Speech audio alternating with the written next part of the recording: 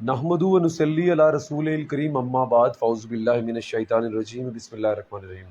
عزیزان گرامی السلام علیکم۔ آج ہم قرآن پاک کی جس صورت کا مطالعہ کریں گے، سب سے پہلے تو میں آپ لوگوں کو خوش آمدید کہتا ہوں قرآن کلاس میں، آپ سب کا خوش آمدید۔ ہم سورۃ حجرات کا مطالعہ کریں گے۔ سورۃ حجرات قرآن پاک کی 49 جو ہے سورہ ہے اور اس کی 18 ورسز ہیں۔ یہ 2 رکوع پہ مشتمل ہے،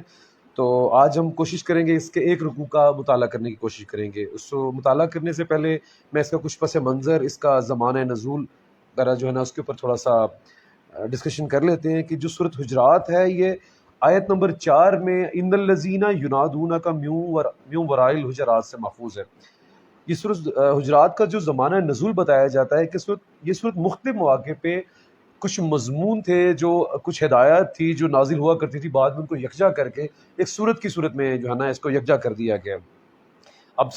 بعض مقامات پہ کہا گیا ہے کہ سورت حجرات جو ہے، اگر ہم آیت نمبر 4 سے ہی لے لیں، یہ بنی تمیم کے بارے میں نازل ہوئی ہے کہ جن کا ایک وفد حضور صلی اللہ علیہ وسلم کے ازواج مطہرات کے حجروں سے باہر آ کے آپ صلی اللہ علیہ وسلم کو اونچی آواز میں پکارنا شروع ہو گیا، اے محمد کر کے۔ تو یہ بات اللہ تعالیٰ کو جو ہے ناگوار گزری، تو اس موقع پہ کچھ آیات نازل کی گئیں۔ اب یہ جو زمانہ ہے 9 ہجری کا ہے، جو ہجرت کے بعد کا ہے۔ اب اگر ہم آیت نمبر 6 کا بغور معائنہ کریں تو یہ آپ صلی اللہ علیہ وسلم نے ولید بن عقبہ کو، حضور صلی اللہ علیہ وسلم نے بنی مصطلق جب مسلمان ہو گئے تھے تو ان سے زکوٰۃ لینے کے بارے میں کہا تھا کہ آپ جا کے زکوٰۃ وصول کریں۔ اب تو وہ زمانہ فتح مکہ سے پہلے کا ہے، تو یہ سورۃ حجرات کی 4 آیات میں یہ کہا جا رہا ہے 9 ہجری کا موقع تھا، اور ولید بن عقبہ کو جو آپ نے ہدایت دی تھی وہ فتح مکہ سے پہلے دی تھی۔ اب سورۃ حجرات کا جو موضوع ہے اور جو ہمارا مباحث لے کے آنا ہے وہ یہ ہے کہ ہم نے یہاں پہ سورۃ حجرات میں مسلمانوں کو ان آداب کی تعلیمات دی گئی ہیں جو ہمیں آن اسلم اور اللہ تعالیٰ کے حضور جب ہم پیش ہوں تو ہمیں کن چیزوں کا خیال رکھنا چاہیے، کس ادب کا، کن تقاضوں کا خیال رکھنا چاہیے۔ اب اس کی 5 آیات جو ہے نا، میں نے بتایا کہ اس کی 18 آیات ہیں، جس میں سے پہلی 5 آیات کے اندر تعلیمات سکھایا گیا، ادب سکھایا گیا، مسلمانوں کی فلاح کس طرح سے ہے۔ اور اس کے بعد جو ہے اس کے بعد بتایا گیا کہ ان میں جو چند ٹاپکس ہیں، اس میں ایک یہ ہے کہ مسلمانوں کو یہ بتایا گیا کہ اگر کوئی گروہ آپ کے پاس کوئی اہمیت والی خبر لے کے آتا ہے تو آپ اس کی تحقیق کر لو، بنا تحقیق کے آپ نے اس خبر کے اوپر عمل درآمد نہیں ہونا۔ یہ نہ ہو کہ نادانستہ طور پہ آپ ناحق کسی کا جو ہے نقصان پہنچا دیں۔ اس کے بعد یہ ہے کہ اگر مسلمانوں کے 2 گروہوں کے درمیان اگر لڑائی ہو جاتی ہے یا لفظ اگر استعمال کیا گیا، سورۃ حجرات میں یا لفظ اگر استعمال کیا گیا ہے، تو اگر ہم آگے جا کے معائنہ کریں گے کہ اللہ تعالیٰ نے اگر کا لفظ کیوں استعمال کیا، اگر مسلمانوں کے 2 گروہ آپس میں لڑ پڑتے ہیں تو دوسرے مسلمانوں کا طرز عمل کیا ہونا چاہیے۔ پھر اس کے بعد جو سوشل ایولز ہیں، جو سوسائٹی میں بگاڑ پیدا کرتے ہیں، ان کے اوپر ایمفیسائز کیا گیا کہ ان کو کم سے کم کرنا چاہیے، جیسے کہ ایک دوسرے کا مذاق اڑانا، طعن کرنا، ایک دوسرے کا تمسخر کرنا، برے ناموں سے القاب سے پکارنا، بدگمانیاں کرنا، ایک دوسرے کی ٹو میں لگ جانا، اور یہ وہ چیزیں ہیں جو معاشرے میں بگاڑ بھی پیدا کرتی ہیں اور یہ گناہ بھی ہیں۔ اس کے بعد قومی اور نسلی امتیازات پہ ضرب لگائی گئی ہے کہ مطلب آپ اپنی قومیت پہ اور نسل پہ آپ فخر مت کریں۔ It is just identification of you people, مطلب آپ لوگوں کا یہ جو سوسائٹی میں آئیڈینٹیفائی کرتی ہے کہ آپ کس قبیلے سے تعلق رکھتے ہیں، کس قوم سے تعلق رکھتے ہیں۔ تو یہ اس چیز کے لیے نہیں کہ آپ تفخر کریں، آپ اگلے کا مذاق اڑائیں، کسی کو کم تر، جیسے آپ ہندوؤں میں دیکھ لیں کہ شودر، برمن، اچھوت، اس طرح کی جو انہوں نے یہ کیٹیگرائز کیا وہ اس کے اکارڈنگلی انسانوں کو ٹریٹ کرتے ہیں، تو وہ چیز غلط ہے۔ ہمارا جو اسلام ہے وہ اعتدال کی بنیاد پہ، وہ بیلنس کرتا ہے کہ وہ سب کو لے کے، انسانیت کو برابر لے کے چلتا ہے۔ تو تقوی کی بنیاد پہ اور پرہیزگاری کی بنیاد پہ آپ جو ہے نا وہ ہو سکتے کیٹیگرائز ہو سکتے ہو۔ آخری جو چیز میں بتائی گئی کہ اصل چیز ایمان کا زبان سے دعویٰ نہیں ہے، بلکہ آپ اپنا پریکٹیکلی جو ہے نا اس کو ایکسپلین کریں کہ اللہ تعالیٰ، اگر آپ ایمان کے دعویٰ دار ہیں تو آپ نے جو ہے نا پریکٹیکلی پرفارم کرنا ہے، اللہ تعالیٰ کا خوف بھی رکھنا ہے، اس کے اعمال کے اوپر پیرامن بھی ہونا ہے، نبی کی سنت پہ بھی چلنا ہے، اور اپنی جان اور مال کو اس کے لیے استعمال کرنے ہیں۔ آئیے ہم اس کے چند ورسز کو جو ہے نا مطالعہ کر لیتے ہیں۔ بسم اللہ الرحمن الرحیم۔ یا ایھا الذین آمنوا لا تقدموا بین یدی اللہ ورسولہ واتقوا اللہ ان اللہ سمیع علیم۔ یا ایھا الذین آمنوا لا ترفعوا اصواتکم فوق صوت النبی ولا تجہروا لہ بالقول کجہر بعضکم لبعض ان تحبط اعمالکم وانتم لا تشعرون۔ اب یہ جو پہلی 2 آیات میں نے پڑھی ان کا ترجمہ، اے لوگو جو ایمان لائے ہو، اللہ اور اس کے رسول سے آگے پیش قدمی مت کرو، اور اللہ سے ڈرو، اور اللہ تعالیٰ سب کچھ سننے اور جاننے والا ہے۔ اے لوگو جو ایمان لائے ہو، اپنی آوازیں نبی کی آوازوں سے بلند مت کرو، اور نبی سے اونچی آواز میں بات مت کیا کرو جیسے تم ایک دوسرے سے کرتے ہو، کہیں ایسا نہ ہو کہ تمہارا یہ کیا کرایا سب غارت ہو جائے اور تمہیں خبر تک نہ ہو۔ اب یہاں پہ لفظ استعمال کیا گیا کہ یا ایھا الذین آمنو۔ اب قرآن پاک کا 2/3 حصہ مکی صورتوں پہ مبنی ہے اور 1/3 حصہ مدنی پہ۔ اب مکی صورتوں میں کہیں یا ایھا الذین آمنو سے اللہ تعالیٰ نے خطاب نہیں کیا۔ میں پھر سے ریپیٹ کر رہا ہوں کہ مکی صورتوں کا جو سٹارٹ یہاں پہ کیا گیا یا ایھا الذین آمنو، سورۃ حج میں ہے ایک موقع کے، لیکن وہاں کنٹروورشل ہے وہ مکی ہے یا مدنی ہے۔ یا ایھا الذین سے خطاب مکی صورتوں میں نہیں کیا گیا۔ یہاں پہ 18 آیات میں 5 مرتبہ اللہ تعالیٰ نے یا ایھا الذین آمنو کہا کہ اے ایمان والو۔ فردر جا کے اس کو جب میں ایکسپلین کروں گا، ڈاکٹر صاحب صاحب کہتے ہیں کہ یہاں اللہ تعالیٰ کا مقصد ایمان والوں کے علاوہ ایک اللہ تعالیٰ ایمفسائز کر کے اے ایمان کے دعوے داروں، جو لوگ ایمان لائے اور دعویٰ کرتے ہیں ایمان لائے، اللہ تعالیٰ ان سے مخاطب ہو کے کہہ رہے ہیں کہ یا ایھا الذین آمنوا لا تقدموا، کہ آگے مت بڑھو، اللہ تعالیٰ اور اس کے رسول سے آگے پیش قدمی مت کرو۔ اب مومن کی مثال اس گھوڑے کی سی ہے جس کو ایک کھونٹی سے باندھ دیا جاتا ہے۔ اگر ہم مطالعہ کریں کہ مومن کی جو مثال ہے وہ اس گھوڑے کی طرح ہے کہ آپ نے ایک کھونٹی سے باندھ دیا گھوڑے کو، اس کا ایک دائرہ محیط کر دیا گیا، وہ بس اس دائرے کے اراؤنڈ جو ہے نا سرکل میں موو کر سکتا ہے۔ اگر آپ اس کی رسی وسیع کرتے ہیں، جو مالک اس کی رسی وسیع کر دیتا ہے، تب بھی اس کا ایک دائرہ محیط ہوگا کہ اسی سرکل کے اراؤنڈ موو کرے گا۔ تو قرآن ہماری میراث ہے، اسلام ہمارا دائرہ ہے۔ ہم نے قرآن کو میراث بنا کر اسلام کے دائرے کے اکارڈنگلی چلنا ہے۔ اگر ہم یہاں دیکھیں کہ جو لوگ ایمان لائے ہیں ان کو اللہ تعالیٰ نے کہا کہ رسول سے آگے پیش قدمی مت کرو۔ جو کتاب اللہ میں بات آ چکی ہے اور جو نبی کی سنت سے ہمیں چیز واضح ہے، اس کے اگینسٹ ہم نے نہیں چلنا۔ سورۃ احزاب میں بھی 36 نمبر آیت میں ہے کہ جن معاملوں کا فیصلہ اللہ اس کے رسول کر چکے ہوں تو ہمیں کوئی حق نہیں ہے اس میں آزادانہ رائے اختیار کرنے کی۔ فرض کیا میں اگزامپل دیتا ہوں کہ حرام کو حلال قرار دینا اور حرام کو حلال قرار دینا۔ شراب حرام ہے، اس کو حرام ہی قرار دیں گے، ہم حلال نہیں کر سکتے، اور حلال کو حرام نہیں کرتے۔ تو اسلامک جو سوسائٹی ہے اس پہ امپیکٹ ہونا چاہیے کہ membership of society should be based on Islam. ہماری جو سوسائٹی ہے وہ اسلام کی بیس پہ ہونا چاہیے۔ اب یہ جو سورۃ حجرات ہے اس کو میں بتاتا چلوں کہ یہاں پہ سورۃ حجرات ہماری ملی، سماجی، اجتماعی اور اقتصادی زندگی میں اسلام کا امپیکٹ کیا ہے، اس کی مورل ویلیوز کیا ہیں، اس کو بیان کرتی ہے، اور اس میں جو سوشل ایولز ہیں ہم نے اس کو کیسے کم کرنا ہے، یہ سورۃ حجرات اس کے بارے میں بتاتی ہے۔ اس میں 3 مین ٹاپک یہی ہیں کہ ہماری ملی اور سماجی زندگی میں اسلام کا کیا رول ہے، اور مسلمانوں کی مستحکم کرنے کے لیے، اسلامی ریاست کے لیے کن کن ایولز کو نکال کے ہم فلاح کی طرف جا سکتے ہیں۔ کیونکہ دیکھیں ہم نے اگر اسلامی ریاست قائم کرنی ہے، پہلے ہم وہ ایولز جو ہمارے اندر موجود ہیں ان کو دور کریں گے تو ہم فلاح پائیں گے، اور ہم آگے سوسائٹی کی جو ہے نا اس کو پروموٹ کریں گے اسلام کو۔ تیسری چیز یہ ہے کہ ہم نے غیر اسلام کے ساتھ تعلقات کون سے رکھنے ہیں، کس بیس پہ رکھنے ہیں۔ اب اللہ اور کے رسول سے ہم آگے نہیں بڑھ سکتے۔ اب آگے بات یہ ہے کہ اس میں یہ چیز ہمارے ذہن میں ہو کہ یہ انفرادی زندگی پہ نہیں ہے کہ ہم نے اللہ تو رسول کا حکم صرف میں نے ماننا ہے، افضل صاحب نے ماننا ہے، واز صاحب، ہماری اجتماعی زندگی پہ بھی امپیکٹ کرتا ہے۔ ہمارے آئین پہ جو ہمارا کانسٹیٹیوشن ہے 227 اس میں بھی لکھا ہوا ہے there is no legislation will be done redundant of Quran and Islam۔ اسلام اور قرآن سے ہٹ کے کوئی ہم قانون نہیں بنا سکتے۔ جیسے کہ بیان کیا گیا ہے کہ نبی صلی اللہ علیہ وسلم نے جب حضرت معاذ بن جبل کو یمن کا حاکم بنا کر بھیجا تھا تو آپ صلی اللہ علیہ وسلم نے ان سے دریافت کیا کہ اے معاذ، جب آپ کو فیصلے لینے پڑے تو آپ کس بیس پہ فیصلے لوگے؟ حضرت معاذ نے کہا کہ میں کتاب اللہ کی طرف رجوع کروں گا۔ آپ نے کہا کہ کوئی ایسا زندگی میں پہلو ہوتا ہے کہ جو آپ کتاب اللہ سے نہ فائنڈ کر سکے، تو آپ نے کہا میں سنت نبی صلی اللہ علیہ وسلم کی طرف جاؤں گا۔ تو آپ نے کہا اگر وہاں سے بھی نہ ملے، پھر آپ نے کہا میں اجتہاد کروں گا، مطلب پھر میں خود مختاری، پھر میں فیصلے لوں گا، اپنی عقل اور فہم کا استعمال کروں گا۔ پھر آپ صلی اللہ علیہ وسلم نے ان کے سینے پہ ہاتھ رکھ کے فرمایا کہ میں اللہ تعالیٰ کا شکر گزار ہوں کہ اللہ تعالیٰ نے اپنے نمائندے کو یہ تقویت بخشی ہے کہ وہ اپنے اجتہاد سے اوپر کتاب اللہ اور سنت رسول کو رکھ رہا ہے۔ تو اگر ہم اس چیز کو دیکھا جائے، ابھی جو ہمارے معاشرے میں بگاڑ ہے وہ بالکل ختم ہو جائے گا کہ اگر ہماری جو اسٹیٹ ہے، ہماری جوڈیشری ہے، ہمارے ججز ہیں، وہ سارے اپنے فیصلے اسلام اور قرآن کے احاطے میں کریں تو کوئی بگاڑ پیدا نہیں ہوگا۔ ابھی جیسے کہ اب آپ دیکھ رہے ہیں کہ سیکس ریٹ بڑھ رہا ہے، آپ زیادتیاں دیکھ رہے ہیں، ظلم دیکھ رہے ہیں، بہت سارے معاملات آپ دیکھیں، اسٹیٹ فیصلہ لیتی ہے، کلپریٹ بھی ڈیفائن ہو جاتا ہے، ملزم مجرم میں قرار دیا جا چکا، لیکن اس کو اس طرح کی سزائیں یا وہ جو اسلام کے اکارڈنگلی اس کو ٹریٹمنٹ ہونی چاہیے وہ نہیں ملتی، تو وہ فسادات کم نہیں ہو رہے. ایک وہ جو نسل بندی کے ذریعے ہو رہا ہے, ایک وہ جو فحاشی پھیل رہی ہے. اب دیکھیں ہر چیز کا قرآن پاک میں نے بتایا کہ اس میں سماجی اب کی زندگی ہو, سیاسی زندگی ہو, معاشرتی زندگی, سب کے مسائل کا حل قرآن پاک میں موجود ہے. اگر ایک شخص گناہ کرتا ہے, ایک زیادتی کرتا ہے, آگے جا کے آتا ہے کہ اگر دو گروہ آپس میں لڑ پڑے تو آپ لوگوں کا طرز کیا ہونا چاہیے. اس میں یہ ہے کہ ایک گروہ جو زیادتی کر رہا ہے, دوسرے سے آپ کو پتہ لگے وہ آپ کی بات نہیں مان رہا, تو اس سے اس وقت تک لڑو جب تک کہ وہ صلح کی بات پہ نہ آ جائے, عدل پہ نہ آ جائے, انصاف پہ, اب تب تک لڑو. اب لڑنے کا طریقہ کیا رہی ہے, نہیں ہے کہ اگر آپ نے کسی نے قتل کر دیا تو میں بھی اٹھا کے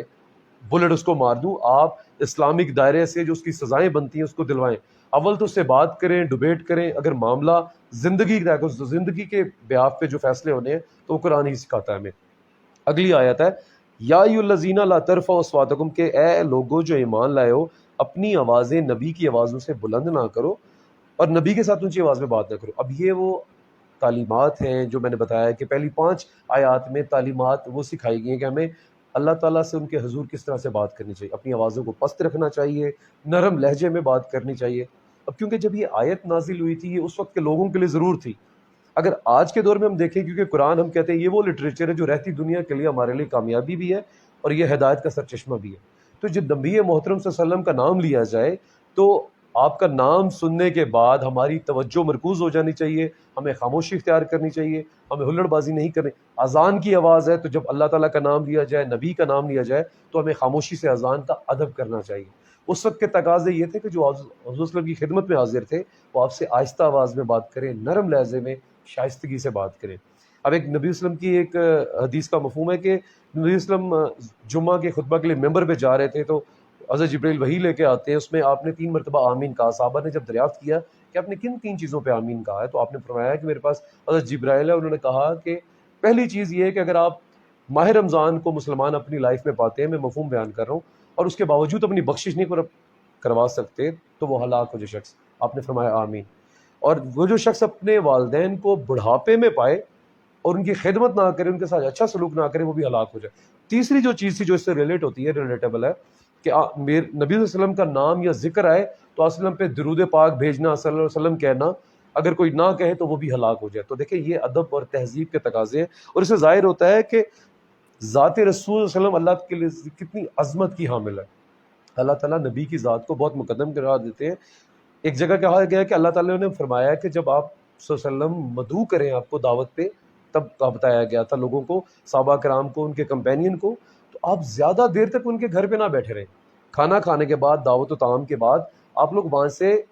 خارج ہو جائیں, چلے جائیں وہاں سے, کیونکہ نبی صلی اللہ علیہ وسلم کی ذات آپ کو خود نہیں کہے گا, وہ رحمت للعالمین ہے, وہ شفیق ہے, وہ شفیع امم ہے. وہ تکلیف میں ہونے کے باوجود, کیونکہ دیکھیں آپ کی زندگی میں آپ پہ یہ دین کی تعلیمات کے علاوہ آپ کی سماجی زندگی بھی ہے, اخلاقیات کہتی ہیں اپنے ازواج مطہرات کے ساتھ بھی ٹائم کرنا ہے, انہوں نے آرام بھی کرنا ہے, تو ان کے آرام میں خلل نہ آئے, آپ لوگ ان کی طرف کھانے پہ جاؤ تو اب چلے. تو یہ جو خفیف سی ضرب ان کے احساسات کو پہنچے گی وہ بھی اللہ تعالیٰ کو قابل قبول نہیں ہے. اگلی آیت کا مطالعہ کرتے ہیں کہ ان الذین یغضون اصواتهم عند رسول اللہ اولئک الذین امتحن اللہ قلوبهم للتقوی لهم مغفرۃ واجر عظیم. ان الذین ینادونک من وراء الحجرات اکثرهم لا یعقلون. جو لوگ رسول خدا کے حضور بات کرتے ہوئے اپنی آوازیں پست رکھتے ہیں, در حقیقت یہ وہی لوگ ہیں جن کے دلوں کو اللہ تعالیٰ نے تقوی کے لیے جانچ لیا ہے اور انہی کے لیے مغفرت ہے. اور آگے بات کی گئی کہ اے نبی, جو لوگ تمہیں حجروں کے باہر سے پکارتے ہیں ان میں سے اکثر بے عقل ہیں, اور اگر وہ تمہارے برآمد ہونے تک صبر کر لیں تو انہی کے لیے بہتر تھا, اور اللہ درگزر کرنے والا رحیم ہے, واللہ غفور الرحیم. اب دیکھیں پہلی جو آیت جس میں بتایا گیا کہ رسول اللہ کے حضور جو لوگ اپنی آواز پست رکھتے ہیں, جو ادب کا خیال کرتے ہیں, یہ وہ لوگ ہیں جنہوں نے نبی صلی اللہ علیہ وسلم کے ساتھ ایک وقت گزارا ہے, جن کی تہذیب, جن کی تمدن, آپ صلی اللہ علیہ وسلم کی تربیت, آپ صلی اللہ علیہ وسلم کی مطلب موجودگی میں ان کی تربیت ہوئی ہے, جو تربیت کا حمل ان لوگوں کا. کیونکہ یہ جو سورۃ حجرات آئی تھی, میں نے بتایا ہے کہ اس میں کچھ عرب کے وہ لوگ تھے جو کہ تہذیب سے, تمدن سے, اخلاقیات سے خالی تھے. کچھ وہ لوگ تھے اللہ وسلم کے ساتھی جو آپ کے ساتھ رہتے تھے, ان کو آپ کے آرام کا بھی خیال تھا, آپ کی تقدس کا بھی خیال تھا, تو وہ اپنی آوازیں بھی پست رکھتے تھے, آپ کے آرام کا بھی خیال کرتے. تو ان کے لیے بتایا جا رہا ہے کہ وہی لوگ ہیں جن کو اللہ تعالیٰ کے دلوں کو اللہ تعالیٰ نے تقوی کے جان دی, کہ ان کے اندر تقوی موجود ہے, پرہیزگاری موجود ہے, ان لوگوں کی گرومنگ ہو چکی ہے, وہ اویئرنیس ان کو حاصل ہو چکی ہے کہ اللہ تعالیٰ کا جو نبی ہے وہ ایک عام انسان نہیں ہے. جو اللہ تعالیٰ کے نبی ہے وہ ایک خاص مخصوص چنا ہوا بندہ ہے جس کے اوپر اللہ تعالیٰ نے بلیسنگ کی ہے، جن کو لیڈ کرنے کے لیے آپ کو چنا گیا، تو آپ نے ان کی کن کن چیزوں کا خیال کرنا ہے، ان کے احساسات تک کا خیال کرنا ہے۔ اگلی آیت میں بتایا گیا کہ اے نبی جو لوگ تمہیں حجروں کے باہر سے پکارتے ہیں ان میں سے اکثر بے عقل ہیں۔ اب وہ جو بتایا گیا کہ وہ جو کماش کے لوگ تھے، وہ عرب کے لوگ، وہ عقل سے خالی تھے، کیونکہ بے عقل اللہ تعالیٰ نے کہہ دیا۔ اب یہاں پہ بے عقل اس لیے کہا ہے، اگلی آیت میں اللہ تعالیٰ نے بتایا کہ کیونکہ اس سے پہلے اللہ تعالیٰ نے کوئی حکم نہیں دیا تھا۔ حجروں کے باہر اس سے ازواج مطہرات حجروں سے باہر آ کے وہ اے محمد محمد کی آوازیں دیتے تھے، تو یہ چیز نبی صلی اللہ علیہ وسلم کو بھی ٹھیس پہنچاتی تھی، ان کے ازواج مطہرات کو بھی ٹھیس پہنچاتی تھی، خود خدا کو یہ بات ناگوار گزری۔ اللہ تعالیٰ نے یہاں تو ان کو بے عقل کہہ دیا۔ اللہ نے کہا اس سے پہلے وہ جانتے نہیں تھے کہ یہ تہذیب کے خلاف ہے، یہ اخلاقیات کے خلاف ہے، لیکن اب کیونکہ آیت آ گئی، اس کے بعد اگر وہ کوئی گناہ سرزد کرتے ہیں تو پھر وہ گناہ کے مرتکب ہوں گے۔ اس لیے ان چیزوں کا خیال رکھا جائے کہ نبی کو حجروں سے باہر سے نہ بنایا جائے۔ اب جو آپ کے کمپینین تھے ان کو پتا تھا کہ آپ صلی اللہ علیہ وسلم ابھی نہیں ہے موجود، اگر ان کو کوئی کام پڑتا تھا، ظہر سے عصر کے درمیان کا وقفہ کسی صحابی کو، کسی کمپینین کو کام آ گیا، تو وہ عصر کی اذان کا ویٹ کرتا تھا کہ آپ صلی اللہ علیہ وسلم باہر تشریف لے آئیں گے۔ ظاہر سی بات ہے، آپ دین کی تبلیغ کرتے ہیں، پنجگانہ نماز ہم پہ فرض ہے، تو آپ صلی اللہ علیہ وسلم کے جو فرائض پہ آپ باہر آتے تھے یا ان کے اوقات ان کو معلوم تھے، تو وہ ان چیزوں کا خیال کرتے تھے۔ وہ آپ صلی اللہ علیہ وسلم کے ساتھ بات کرنے کے لیے اوقات کا خیال کرتے تھے، اور پھر آپ کے آنے تک جو صبر کرتے تھے اللہ تعالیٰ نے اس پہ بھی اجر کہا ہے۔ اللہ نے کہا اگر آپ کو کام بھی ہے اور آپ صبر کر لیتے ہو تو پھر آپ لوگوں کے لیے اجر عظیم ہے۔ اچھا، آگے بتایا گیا ہے کہ یا ایھا الذین آمنوا ان جاءکم فاسق بنبأ فتبینوا ان تصیبوا قوما بجہالۃ فتصبحوا علی ما فعلتم نادمین۔ اے لوگو جو ایمان لائے ہو، اگر کوئی فاسق تمہارے پاس کوئی خبر لے کر آئے تو تحقیق کر لیا کرو، کہیں ایسا نہ ہو کہ تم کسی گروہ کو نادانستہ نقصان پہنچا تو پھر اپنے کیے پہ پشیمان ہو۔ اب یہ جو واقعہ ہے یہ ولید بن عقبہ کا واقعہ کی طرف اشارہ کر رہا ہے کہ اس ٹائم ولید بن عقبہ کو وسلم نے بھیجا کہ بنی مستلق جو ہے نا وہ مسلمان ہو گیا، وہ قبیلہ، آپ جائیں ان سے زکوٰۃ لے کے آپ۔ تو وہ جب جانے لگے تو کسی خوف سے مدینے واپس آ گئے۔ انہوں نے آپ صلی اللہ علیہ وسلم سے آ کے شکایت کی کہ مجھے تو وہ قتل کرنے لگے تھے اور انہوں نے مجھے زکوٰۃ نہیں دی۔ تو جب آپ نے سب یہ واقعہ دریافت کیا تو یہ خبر سن کے آپ سخت ناراض ہوئے، اور وہاں پہ جو دو گروہ موجود تھے، تو ان میں سے ایک نے کہا کہ ہم سرکوبی کرتے ہیں۔ تو بعض روایات میں محدثین کا کہنا ہے کہ ایک دستہ روانہ کر دیا گیا، بعض جگہ کہا گیا کہ دستہ روانہ ہونے والا تھا۔ تو بعد میں یہ ہوا کہ ان کے جو سردار تھے بنی مستلق قبیلہ کے، حارث بن زرار، جو کہ حضرت جویریہ کے والد صاحب تھے، آپ صلی اللہ علیہ وسلم کی خدمت میں حاضر ہوئے۔ انہوں نے کہا کہ ایسا تو کوئی چکر ہی نہیں ہے، کہ مطلب ہم نے تو دیکھا ہی نہیں ولید بن عقبہ کو اس شہر میں، اور اب ہم جب ایمان لے آئے تو ہم زکوٰۃ سے کیوں انکار کریں گے، اور قتل کرنے کے بعد معاذ اللہ ہم ایسا سوچ ہی نہیں سکتے۔ جب آپ صلی اللہ علیہ وسلم کی بات معلوم ہوئی تو آپ صلی اللہ علیہ وسلم بڑے جو ہے نا، آپ صلی اللہ علیہ وسلم کو بہت برا لگا، مطلب کہ دیکھیں اب اس ٹائم ان کا یہ بنا تحقیق کیے آ کر بتانا، کیونکہ دیکھیں مسئلہ ہی ایسا تھا زکوٰۃ سے انکار کرنا، اور پھر اسلام اس میں زکوٰۃ سے انکار کرنے والوں کے لیے آپ نے بعد میں دیکھا ہے کہ صحابہ کرام نے جہاد کا بھی کیا ہے۔ تو آپ صلی اللہ علیہ وسلم نے کہا کہ اللہ تعالیٰ نے تب یہ آیت اتاری ہے کہ اگر اس ٹائم وہ دستہ روانہ ہو جاتا اور اس قبیلے پہ چڑھائی کر کے ان کو قتل و غارت شروع کر دیتے تو بنا تحقیق کے ایک ناحق قتل ہو جاتا، اور ایک انسان کا قتل پوری انسانیت کا قتل ہے۔ یہ چیز اس ٹائم بڑی ناگوار گزری، اب دستہ روانہ ہو جاتا تو اب اس سے یہ بات ثابت ہوتی ہے کہ ہمیں بہت جو اب یہاں پہ ایک لفظ استعمال کیا گیا بنابئن، ٹھیک ہے، کہ آپ نے ہر خبر کا نہیں، جو اہمیت والی خبر ہے نا آپ نے ان کی تحقیق کرنی ہے۔ اب ہم لوگ یہاں پہ اکٹھے ہوئے ہیں تو اس لیکچر سے پہلے جو اندر داخل ہوا ہوگا اس نے گھنٹی دی، دروازہ کھٹکھٹایا تو اندر سے آواز ہے آپ اندر آ جائے، تو جب اندر سے آواز آئے جو آپ گھر داخل ہو جائے۔ ابھی میں نیچے گیا، حمزہ کو میں نے بیل دی تھی تو حمزہ باہر آ گیا، اگر حمزہ باہر نہ آتا اندر سے جواب آ جاتا کہ میں آ رہا ہوں یا چلا، تو ہمیں اس کی بات پہ یقین کر لینا ہے۔ اب یہ کوئی اتنی اہمیت کی حامل خبر نہیں ہے کہ میں اس کی تحقیق میں لگ جاؤں، لیکن ساتھ میں اسلام ایک اور اخلاقیات سکھا رہا ہے کہ میں نے بیل دی اور اندر سے 2-3 مرتبہ بیل دینے کے بعد کوئی نہیں آتا، مجھے اخلاقی طور پہ واپس آ جانا چاہیے۔ اسلام میں اخلاقیات یہ بھی ہیں۔ پھر دوسری چیز یہ ہے کہ یہ کتنی اہمیت کی حامل خبر نہیں ہے کہ میں اس پہ یقین نہ کروں۔ ہم لوگ لیکچر کے لیے آ رہے ہیں، سب کو پتہ ہے یہ ٹائم مختص ہے، اس ٹائم قرآن کلاس کا جو ہم نے اہتمام کیا، تو اوبیسلی بات ہے اندر سے آواز آ رہی ہے اندر آ جائے، تو اب مجھے تجسس یا تحقیق کرنے کی ضرورت نہیں ہے کہ اندر جانا مناسب ہے یا نہیں۔ لیکن جو خبریں اہمیت کی حامل ہیں ہمیں ان کا لازمی تحقیق کر لینی چاہیے۔ آپ یہ دیکھیں کہ آپ لوگ ماشاء اللہ پروفیشنل لوگ بیٹھے ہیں، آپ جو پلانٹ پہ کام کرتے ہیں آپ سیوریٹیز بھی جانتے ہیں, آپ سیفٹی کے اکارڈنگلی بھی جانتے ہیں کہ جب آپ کو کوئی بھی اس طرح کی ایکٹیویٹی بتائی جاتی ہے تو جن چیزوں پہ آپ کا سیوریٹی لیول زیادہ ہے آپ فریکوینسی دیکھتے ہو. ایچ ایس سی مینیجر آپ کو بار بار کہتے ہیں کہ سیف سائڈ رہنا ہے, کہ ہیومن رسپانسبلٹی ہے کہ آپ نے سیف ایکٹ کرنا ہے, آپ نے رسک انالیسس کرنا ہے. تو آپ نے کیا کرنا ہے کہ فریکوینسی کا پیرامیٹر دیکھنا ہے, رسک کہاں پہ ہے انوالو ہے, تو آپ اس کو بار بار جب آپ کو کوئی بھی جاب کارڈ ریز ہوتا ہے آپ جاتے ہیں اس کا الیکٹریکل آئسولیشن دیکھتے ہیں, مکینیکلی آپ جا کے دیکھتے ہیں, پہلے کنفرم کرتے ہیں اس کے بعد جا کے اپنی جاب ایکٹیویٹی پرفارم کرتے ہیں. اب یہ وہ چیز ہے جس کی تحقیق کر لینا ضروری ہے. آپ کو جاب کارڈ ریز ہوا, مینٹنس ڈپارٹمنٹ کو وہ آتا ہے کہیں پہ جاب کرنے کے لیے, ایسا تو نہیں ہے کہ آپ جاب کارڈ پکڑا شفٹ انچارج سے, یہ جو بھی آپ کے پروٹوکولز ہیں آپ وہاں سے جا کے اس ایکٹیویٹی ڈیفائن ایکٹیویٹی پہ یا جو کنفرم ایکٹیویٹی آپ جا کے وہاں پہ ورک شروع کر دیں. آپ تحقیق کریں گے اس کے بعد ہی آپ عمل شروع کریں گے. تو یہ چیز دیکھیں نا قرآن پاک نے 1400 سال پہلے میں بتا دی ہے. اہمیت کی حامل خبر چاہے وہ کسی بھی لحاظ سے ہو, چاہے وہ ٹیکنیکلی ہے, چاہے وہ سیاسی طور پہ ہے, چاہے وہ سماجی طور پہ ہے, تو آپ نے اس کی تحقیق کر لینی ہے. تو آگے ہے وَاعْلَمُوا أَنَّ فِيكُمْ رَسُولَ اللَّهِ لَوْ يُؤْتِيكُمْ فِي كَثِيرٍ مِّنَ الْأَمْرِ لَعَنِتُمْ وَلَٰكِنَّ اللَّهَ حَبَّبَ إِلَيْكُمُ الْإِيمَانَ وَزَيَّنَهُ فِي قُلُوبِكُمْ وَكَرَّهَ إِلَيْكُمُ الْكُفْرَ وَالْفُسُوقَ وَالْعِصْيَانَ أُولَٰئِكَ هُمُ الرَّاشِدُونَ. خوب جان رکھو تمہارے درمیان اللہ کا رسول موجود ہے, اگر وہ بہت سے معاملات میں تمہاری بات مان لیں تو تم خود ہی مشکلات میں مبتلا ہو جاؤ گے, مگر اللہ نے تم کو ایمان کی محبت دی ہے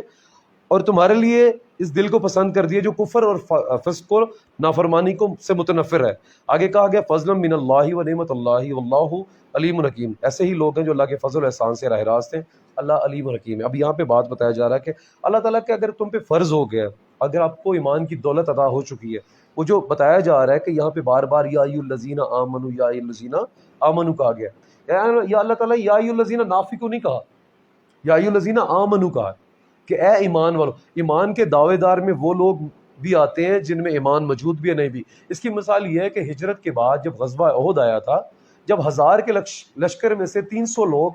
صفوں کو توڑ کے چلے گئے تھے. اب اللہ تعالیٰ ان سے بھی مخاطب ہو کے کہہ رہے ہیں کہ اے ایمان کے دعوے دارو, اگر اللہ تعالیٰ نے تم پہ یہ فضل کر دیا ہے, تم پہ ایمان کی دولت دے دی ہے کہ تم نے اسلام کو قبول کر لیا, اللہ تعالیٰ کے احکامات کو کہتے ہو مانتے ہیں, تو پھر تم پہ یہ فرض ہے کہ جب تمہارے درمیان کتاب اللہ موجود ہے, اللہ تعالیٰ کا رسول موجود ہے, تو تمہیں اپنے فیصلوں میں آزاد ہونے کی ضرورت نہیں ہے. تم پہ اللہ تعالیٰ کا احسان ہو چکا ہے. اب جب وہ معاملہ ہوا ولید بن عقبہ والا, اب وہ دو گروہ موجود تھے. اب یہاں پہ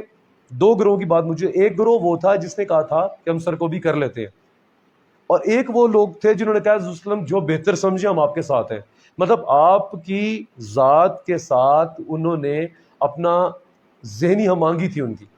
ان کی تربیت کا, ان کے ایمان لانے کا, ان کا یوں سمجھ لیں کہ وہ پیرامیٹر تھا ایمان لانے کا, یا ان کا ظرف اس لیول کا تھا کہ نبی کی ذات سے بڑھ کے نہ وہ سوچتے تھے نہ آزاد ہوتے تھے, اپنی تمام تر اختیارات کتاب اللہ اور رسول وسلم کی سنت کو دیتے تھے. تو اللہ تعالیٰ نے یہاں پہ یہی کہا کہ تم پہ فضل ہے کہ تمہارے درمیان اللہ تعالیٰ کے نبی بھی موجود ہے, کتاب بھی موجود ہے, تم پہ احسان ہے, تم ایمان کی دولت سے ہو, تو تم لوگوں نے اللہ تعالیٰ کے نبی کے فیصلوں میں چلنا ہے. تم خود مختار نہیں ہو سکتے, کیونکہ اگر تم ایسا کرو گے تو پھر آپ جان رکھو کہ بعد میں مسئلے مسائل تمہارے لیے ہونے ہیں. جب ہم اللہ تعالیٰ کے فیصلوں سے, کتاب اللہ سے اور رسول صلی اللہ علیہ وسلم کی جو اسوہ حسنہ سے بڑھ کے سوچیں گے یا کچھ اس سے ہٹ کے سوچیں گے, تو میرا خیال ہے کہ دیکھیں نبی صلی اللہ علیہ وسلم روزوں کا اہتمام بھی کرتے تھے. بتایا جاتا ہے کہ کچھ صحابہ نے آپ صلی اللہ علیہ وسلم کو فالو کرتے ہوئے روزے رکھنا شروع کر دیے, تو ان کی طبیعت میں بگاڑ پیدا ہو گیا. دیکھیں آپ اللہ تعالیٰ کے مختص بندے ہیں, اللہ تعالیٰ کی طرف سے آپ کو علم دیا گیا ہے, آپ معلم ہیں تو آپ کا سکھانے والا خود میرا خدا ہے, آپ کا کوئی استاد نہیں ہے. تو اللہ تعالیٰ نے آپ کے اندر وہ جو اللہ تعالیٰ نے کی بلیسنگز ہیں وہ ہر عام انسان پہ نہیں ہے. ان کی جو تعلیمات ہیں, ان کی جو اسٹرگل ہے, جو ان کی محنت ہے, یا ان کے اوپر جو بلیسنگ ہے وہ ہم سے ڈفرینٹ ہے.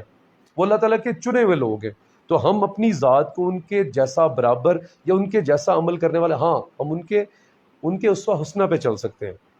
تو اس آیت سے یہی چیز ثابت ہوتی ہے کہ اللہ تعالیٰ کے ہم پہ احسان ہے. ہمیں ایمان کی دولت کے بعد اپنے تمام اختیارات اللہ تعالیٰ کی کتاب پہ اور رسول صلی اللہ علیہ وسلم کے اسوہ حسنہ پہ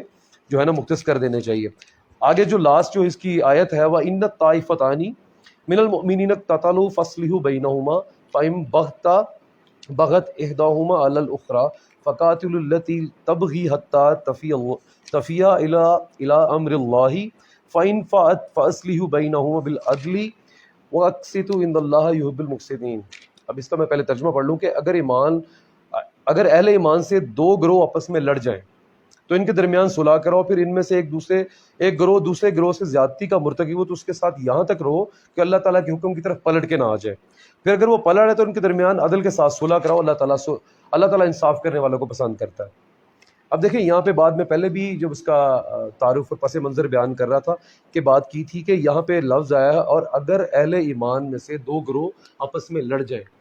لفظ اگر پہ غور کیوں کرنا ہے کہ اللہ تعالیٰ کہتے ہیں کہ جب آپ ایمان لے آئے ہو، ایمان کی دولت آ گئی ہے مسلمانوں، تو اللہ تعالیٰ یہ سوچ ہی نہیں سکتے کہ ایمان والے لڑیں گے، وہ کہتے ہیں اگر لڑ پڑیں، ایمان لانے کے بعد اگر ان کے درمیان کوئی چپکلش آ جاتی ہے، کانفلکٹس آ جاتے ہیں، اگر وہ لڑ پڑے تو ان کے درمیان صلح کراؤ۔ پھر آگے جا کے لفظ طائفتان استعمال کیا گیا، اس کا مطلب ہے فرقہ۔ علاوہ ازیں فرقے کی بجائے طائفتان کا لفظ استعمال کیا گیا۔ عربی میں فرقہ بڑے گروہ کے لیے اور طائفہ چھوٹے گروہ کے لیے استعمال ہوتا ہے۔ دیکھیں یہاں سے یہ چیز ثابت ہوتی ہے کہ اللہ تعالیٰ کہتے ہیں کہ پہلے تو آپ ایمان لے کے ہیں، ایمان کی دولت سے جب آپ مالا مال ہو جاتے ہیں، پھر اللہ تعالیٰ کہتا ہے کہ آپ احکامات پہ چل رہے ہیں، تو اللہ تعالیٰ تو ایمان والوں کے متعلق تو سوچ ہی نہیں سکتا کہ ایمان والے آپس میں لڑیں گے یا کسی چیز پہ ان کا اس طرح سے بحث مباحثہ ہو جائے گا۔ وہ ایک شعر ہے نا کہ فلسفی کو بحث کے اندر خدا ملتا نہیں، ڈور کو سلجھا رہا ہے سرا ملتا نہیں، تو بحث سے بھی منع فرمایا گیا بحث۔ اور اسی طرح اللہ تعالیٰ کہہ رہے ہیں کہ اگر وہ لڑ جاتے ہیں گروہ تو پہلے تو ان کے درمیان صلح کراؤ، اور دوسرا گروہ کی جگہ چھوٹے گروہ کا لفظ ہو گیا، بڑے گروہ کی جگہ طائفتان، چھوٹے گروہ کا۔ اللہ تعالیٰ تصور ہی نہیں کر سکتے کہ مسلمانوں کی جماعت کے اندر، امت کے اندر، جماعت اور امت میں فرق ہوتا ہے۔ پہلے مسلمان ہجرت سے پہلے ایک جماعت تھے، بعد میں ایک امت کا لقب دیا گیا۔ اب تم امت ہو گئے ہو، اب تمہاری تربیت ہو چکی ہے، اب تم تعلیمات کتاب اللہ اور رسول اللہ علیہ وسلم کے اسوہ حسنہ پہ چل رہے ہو، اب تم امت بن چکے ہو، اب تم یکجا ہو۔ تو تم پہ تعلیمات یہ ہے کہ اول تو تم لڑو گے نہیں، اگر تم لڑتے ہو تو تم پہ یہ فرض ہے کہ دوسرے مسلمانوں پہ، دو لوگ آپس میں لڑ رہے ہیں تو بینگ اے مسلم مجھ پہ یہ فرض ہے میں ان میں صلح کراؤں۔ اللہ تعالیٰ صلح اور انصاف کرنے والوں کو پسند کرتا ہے۔ اگر کچھ گروہ زیادتی پہ جیسے میں نے پہلے بتایا تو پھر اس کو اس کی سزا دلواؤ، ان کے درمیان پنچایت ہے، آج کل جوڈیشری ہے، تو اس کے بعد آپ فیصلے کو اللہ تعالیٰ انصاف کرنے کو پسند کرتا ہے۔ تو اب میں نے یہ جو پہلا رکوع ہے جس کی جو ہے ہم نے جو تھوڑا سا مطالعہ کیا ہے، اس کو تھوڑا سا سم اپ کر لیتے ہیں۔ اس سے ہم نے سورۃ حجرات سے آج سیکھا کیا ہے کہ پہلی بات تو یہ کہ سورۃ حجرات ہماری اجتماعی ملی اقتصادی زندگی کے اوپر اسلام کا کیا امپیکٹ ہے، what are the moral value on Islamic society یا سوسائٹی۔ میں نے کہا کہ membership of society based on Islam, کہ ہماری جو سوسائٹی کی ممبرشپ ہے وہ اسلام کی بیس پہ ہونی چاہیے، جو ہمارا آئین ہے وہ اسلام کی بیس پہ ہو، اور پھر کن سوشل ایولز کی وجہ سے بگاڑ پیدا ہوتا ہے ہمیں اس سے بچنا ہے۔ دیکھیے قرآن پاک کی یہاں پہ کلاس کو ارینج کرنا، اس کا مطالعہ کرنا، اس کو پڑھنے کا مقصد یہ ہے کہ ہم ٹیک ہوم میسج کیا لے کے جا رہے ہیں۔ ہمارا ٹیک ہوم میسج یہ ہے کہ اللہ تعالیٰ نے کہا کہ جب آپ کے اوپر ایمان کی دولت آ گئی ہے، کتاب اللہ ہے، پہلے تو اللہ اور اس کے رسول کے فیصلوں سے آگے مت بڑھو۔ دوسری چیز یہ ہے کہ آپ کا اسلام کا اور قرآن آپ کی میراث ہے اور اسلام آپ کا دین ہے جس کے دائرے میں ہم نے رہنا، اس کا امپیکٹ آپ کی سوسائٹی میں ہونا چاہیے۔ پھر وہ کیا سکھا سکتا ہے کہ سوشل ایولز، پہلے تو تعلیمات آ گئی اللہ اور اس کے رسول کے متعلق ہمیں کس ادب کو ملوز خاطر رکھنے۔ تھرڈ تھنگ ہے کہ ہمارے معاشرے میں جو چیزیں بگاڑ پیدا کرتی ہیں، ہم ایک دوسرے کا مذاق نہ اڑائیں، ایک دوسرے کی چغلی نہ کریں، بدگمانیاں نہ کریں، ایک دوسرے کی ٹو میں نہ لگ جائیں، کیونکہ اس چیزوں سے گناہ بھی ہوتا ہے اور آپ معاشرے میں بگاڑ پیدا ہوتا ہے۔ اور پھر ایک جو بڑی چیز کی طرف واضح کیا گیا ہے، نسلی امتیاز۔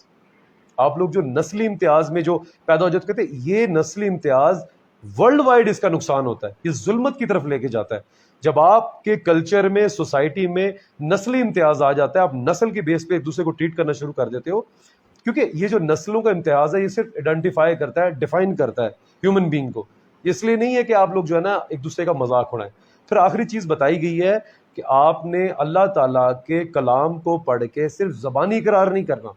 آپ کی لائف میں پریکٹیکل امپیکٹ ہو۔